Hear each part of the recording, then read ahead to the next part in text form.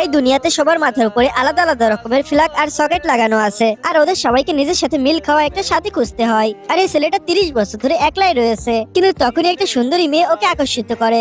কিন্তু আফসোস, ওই মেয়েটার সাথে ওর কোনো মিল খায় না। আর নিজের জীবন সঙ্গীকে তাড়াতাড়ি খুঁজে পাওয়ার জন্য ছেলেটা প্রতিনিয়ত নতুন নতুন পার্টিতে যেতে শুরু করে দেয়। আর তখনই ও দেখতে পায় একটা মেয়ে ওর দিকে তাকিয়ে আছে, আর এরপরে সাহস করে ওই মেয়েটার কাছে যায়। আর তখনও জানতে পারে ওর মডেল ওর সাথেও ম্যাচ খায় না। আর এরপর মন খারাপ করে ও আবারও ফিরে যেতে শুরু করে দেয়। ও নিজেও জানে না আজ পর্যন্ত কতবারও নিরাশ হয়ে ফিরে গেছে, কিন্তু ও বিশ্বাস করতো সারা জীবন ওকে একলা কাটাতে হবে না। আর বাসের ভিতর বসতেই ও নিজের অজান্ত অন্যান্য মেয়ের দিকে দেখতে থাকতো, কিন্তু ওর সাথে মিল খাবে এরকম কাউকেই ও খুঁজে পেত না। কিন্তু ও ঠিকই জানতো ভালোবাসা শুধু অপেক্ষা করলেই খুঁজে পাওয়া যায় না, এর জন্য আমাদেরকে চেষ্টা করতে হয়। আর এরপর বাসায় ফিরতে ওর মাথায় একটা দারুণ বুদ্ধি আসে। আর এরপর ও নিজের মডেল সোশ্যাল মিডিয়ায় আপলোড করে। আর এর কিছুক্ষণ পরে একটা মেয়ের রিপ্লাই আসে। আর এরপর দুইজন মিলে দেখা করার সিদ্ধান্ত নেয়। আর এরপর যখনই মেয়েটিকেও কাছে আসতে দেখতে পাই, আর তখনই ও বুঝতে পারে যে হ্যাঁ, এত বছর পরে আমি আমার জীবন সঙ্গীকে পেয়ে গেছি। এটাই সেই মেয়ে যার আমি এতদিন অপেক্ষা করতেছিলাম।